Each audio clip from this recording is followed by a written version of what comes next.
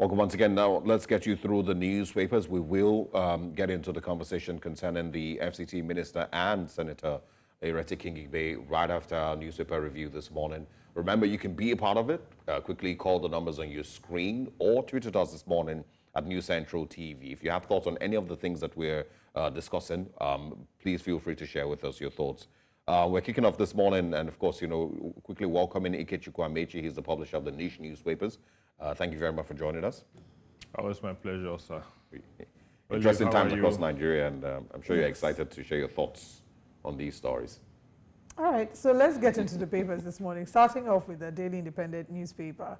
On the front page of the Daily Independent, Borno bomb attacks, fight against terrorism must be total, uncompromising, according to the ACF. INEC lists 42 recommendations to improve electoral process. Court dismisses Nnamdi Kanu's ₦1 billion rights suit against federal government. RSIEC fixes October 5 or October 5th for Rivers Council elections. Unmanned aerial vehicle, not helicopter, crashed NAF. NAF clarifies. Federal government debunks report of explosion at Zungeru power plant. Nigeria police force wasn't established to succeed, according to the Senate leader. Canvasses decentralized police model as antidote to insecurity. Ukraine foils Russian-backed coup. Customs intercepts 844 rifles, 102,500 ammunition in Rivers. And finally, Nigeria's capital importation rose by 210% in Q1 2024, according to the National Bureau of Statistics. And that's all on the Daily Independent. Let's move to the Vanguard. All right, the Vanguard newspapers this morning. Economic crisis, slump in port operations puts 40,000 jobs at risk, says an investigation. Cargo imports drop by 20%. Containerized goods 30% and vehicles 55% as vessels calls reduce. SDGs, 63% of Nigerians still wallow in poverty, says Tinubu's aide. Goza attacks. Shatima visits as ACF. Southern senators want action against terror. Customs impounds container load of rifles from Turkey at Onne. Top of the screen there, Wike to Kingibe will unseat you in 2027. 2024 Hajj, half of the government and 8 states splashed 100.6 billion naira on pilgrims. Those are the stories on the Vanguard this morning. Quickly, I think we can take first news and then we bring in our guest. Right. On the front page of First News, rivalry intensifies. I think that's a big story we'll most likely start with. Wike vows to unseat Senator Kingibe in 2027. Court dismisses Nnamdi Kanu's ₦1 billion human rights suit against federal government. U.S. Supreme Court rules Trump partially immune from criminal prosecution. Customs intercepts arms, ammunition, drugs from Turkey worth ₦4 billion. Rivers sets date for local government elections amid ongoing crisis. Tragic crash, claims 25 lives on Kano Zaria Expressway. Fake alcoholic beverages. NAFDAC shuts down 100 shops in Enugu. Alleged 80 billion fraud. CSOs urge swift prosecution of Yahaya Bello. 121.86 trillion debt. Obi demands transparency. Nigeria's borrowing spree. Shehu Sani warns Tinubu avoid Buhari's nepotistic appointment mistakes. Is it a little too late? Anyway, let's start off with the Rivers. Sorry, I said Rivers because anytime you hear Nyesom Wike, typically, once you hear Nyesom Wike and rivalry, you typically think Rivers, but now it's FCT. What do you make of the rivalry, would seem, or the chaos happening between him and Ireti Kingibe? What I make of it is, it simply explains Wike's cantankerous nature and inability to function in a group unless he is the only one who is making all the rules, and every other person must kowtow to whatever he wants. You see, this fight with Ireti Kingibe, and don't forget, Ireti is the elected representative of the people. She is the senator, the only senator that we have in the Federal Capital Territory. Wike, for crying out loud, is an appointee of the president. He's a minister. He's an appointee of the president. Kingibe is responsible as the senator to the people. So this issue of Wike Rivers, Wike Abuja, and sheer hubris, we will unseat you. As at the last time I checked, Wike still has 1 vote. If this is a democracy, and Wike does not vote in the Federal Capital Territory, Wike has his destiny in Rivers State. Yes. Obiabo, to be precise. He has no vote, no single vote in the Federal Capital Territory. And who is he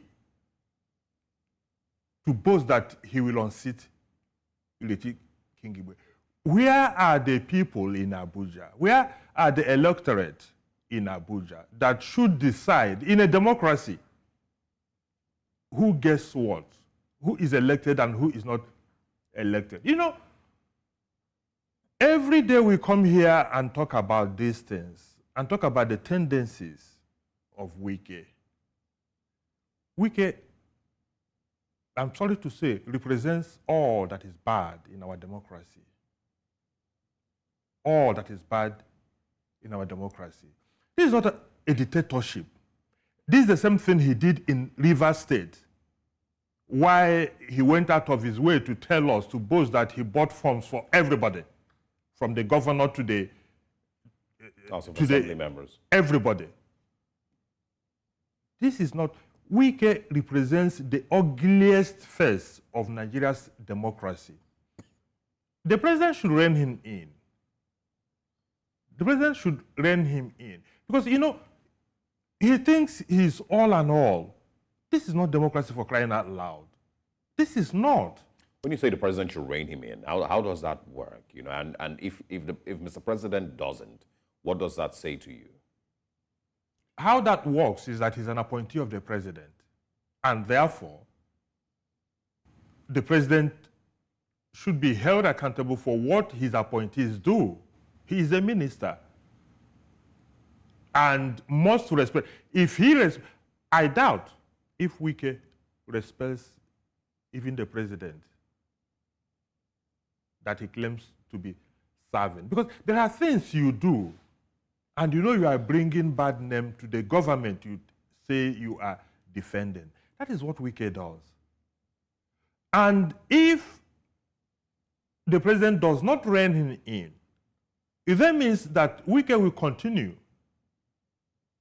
on this trajectory. And that does not speak well of President President Bola Tinubu. Because people say he is a quintessential Democrat. He is an epitome of whatever it takes to function in a democracy. I'm sorry, Olive. Are there political benefits that Mr. President might get from Nyesom Wike? And, as a follow-up to that question, still on that front page, Shehu Sani had said he had warned President Bola Tinubu to avoid nepotism when making appointments. So do you think that maybe there was some element of nepotism? I think that sort of is in relation to the question he's just asked. Wike's asset, and why I think President Bola Tinubu appointed him, was, of course, the role he played with G5 governors and the magic he did in Rivers State. Look, let's be real. The elections in Rivers State in 2023 were the most rigged in this country. And it is on record. Even foreign reporters, BBC and others, had a very good analysis of what happened in Rivers State. So Wike used, look, this man, even if we don't go by any other report, this man said he bought forms for everybody and made sure that all of them won elections. He even stopped other political parties from even going out there to campaign. All right. That is not democracy. Let's hear from someone calling from Abuja. Mr. Onyeka is calling from Abuja. Good morning. Thanks for calling. Please go ahead. Hello? Yes, good morning. Please go ahead with your comment. Can you please turn down the volume of your TV set before you call in to aid our conversation? Okay, I should turn on the television. All right. Please, if you would like to have you call us back, but turn down the volume of your TV set before you call again. Thank you. Now, we've talked about Nyesom Wike's part. Let's talk about Ireti Igwe and how she has fared. The argument he did say to her that, I mean, he said, what has she done? That she's criticizing him. That what bills has she sponsored to support education and the health sector? So how would you say that, she has fared so far as senator of the FCT? And does she have some blame in maybe how she has been marginalized? I don't think that the Abuja people are complaining about how Ireti Igwe is representing them. If you know Wike well, Wike wants to dominate any environment he finds himself. And that is what he is doing. Ireti Igwe was elected to represent the people of Abuja. And therefore, what needs to be done? What Ireti said that provoked Wike, he said, look, there must be some capacity building. Right. You must invest in what matters to the people. Okay, you are building roads, you are building bridges like you did in River State. But go to River State and find out, despite the so-called Mr. Project, Yeah. They're not very pleased. All right, hold on. Onyeka, good morning. Welcome once again. Hello? Morning, go ahead. Good morning, please go ahead. Yeah, thank you very much for the opportunity. I completely agree with the speaker that is in your studio. Honestly, this week, menace is getting out of hand. Just like your guest in the studio is saying, Mr. Tinubu should rein him in. This is unfortunate. Just like he has said, an appointee of the Mr. President, a minister who just has one vote, assuming the voting time comes in 2027, is straighting a sitting senator that was elected under Labour Party. I'm a member of the Labour Party. We voted that woman. So I do not think we can have all this, except with the shenanigans of the APC that we all know has been happening. Look at, just like your guest said, Mr. Project, all the projects in River State and all the river bridge and everything, is an avenue to siphon money. People, the grassroots that are thrown in River State have never been affected by Mr. Project. If you go to River State and go through various routes in the hinterlands nothing has happened. That's the truth. Now, the same thing in Abuja is for to propagate their way to siphon more money. Mr. Project of Abuja again is the same thing. You understand? People living in the hinterlands in Abuja, different areas in Abuja, Lugbe, Karu, very many places. He's not touching those areas. It's the same painting of the roads, doing some other bridges, so that they can collect money. That's my position. So, Mr. President, APC should call this man to order.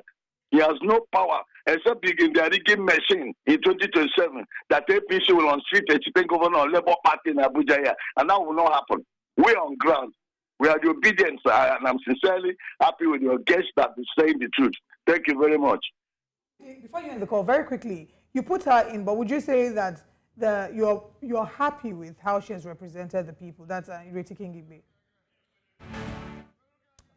Unfortunately, we lost the call. I just also want to throw in, the video that we just aired, the FCT minister. I don't even think that represents the character. I mean, they can dance, no doubt, but these are not the type of things that Nigerians want to see. Nobody wants to see Nyesom Wike dancing. But it's not today now. It's a normal thing. I know. I know. What's the name of that other man? That was an entertainer. It just doesn't. It's not the type of thing that Nigerians would like to see at any time. Also, currently, the truth is that there are some adjectives I don't want to use to qualify Nyesom Wike on television.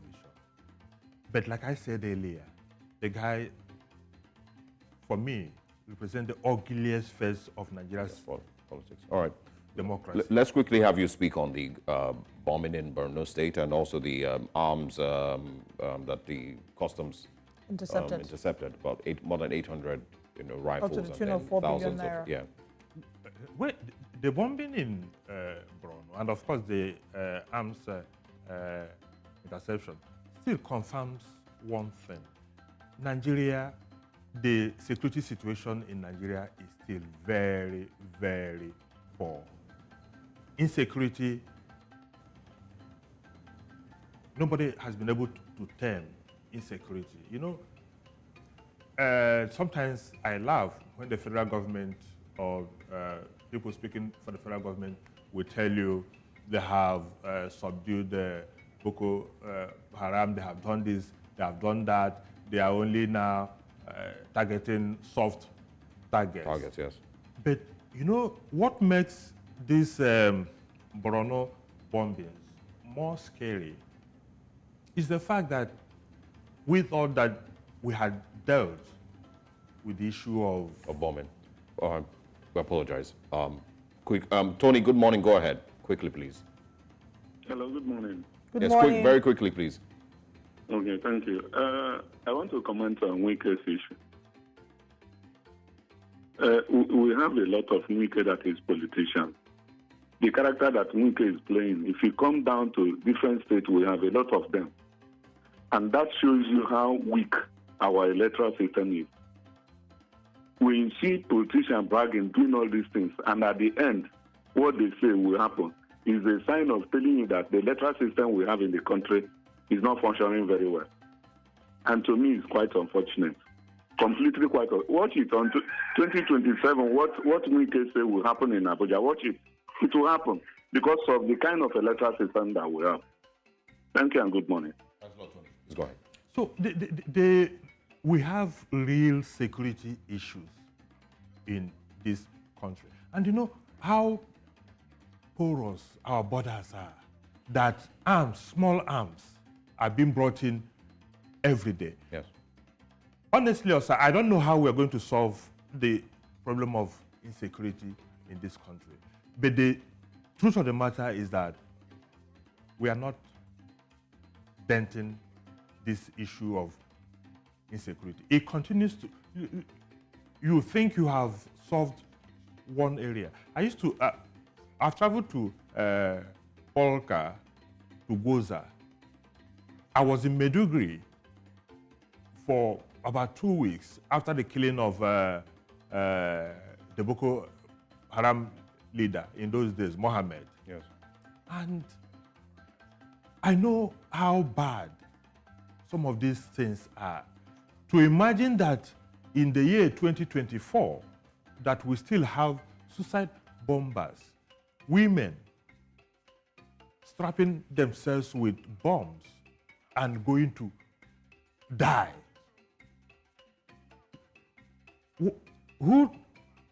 What are they fed with? Because it takes a whole insanity for any human being to go there and commit suicide, literally. What is the promise? That you're going to go to heaven, or that God ordered you to do that? So the point I'm trying to make is that we've not also dealt with the indoctrination that leads to somebody. I mean, there's also the possibility that these are some of the people that have been kidnapped that are then used as suicide bombers. You know, and nobody really knows who this woman was or where she was coming from. But, you know, there's no doubt whatsoever that we still are in a very, very big mess. You know, and, you know, the question you asked earlier, you know, how do we deal with insecurity in the country? Everyone keeps saying political will, political will, political will, but I don't know that there's any other answer. It has to be a government that truly is ready to actually deal with it, and that includes fixing the issues with our porous borders, ensuring that, you know, service chiefs and IG of police and, you know, every other aspect that improves security, and that also includes the welfare of the people.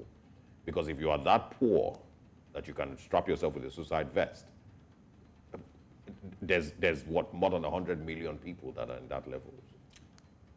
The truth of the matter is that we have had politicians, particularly since 2015, when APC came to power, that have played more politics with insecurity than actually going out there to fight insecurity. And as long as, and insecurity has also become a very big industry. Absolutely. For some people. There are people in this country who don't even want this to stop because they are making a whole lot of money, including those in government. Yes.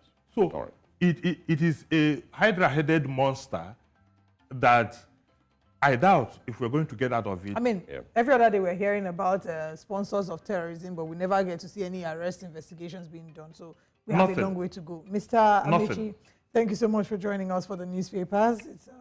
We're always glad to have you. The pleasure is mine. All right.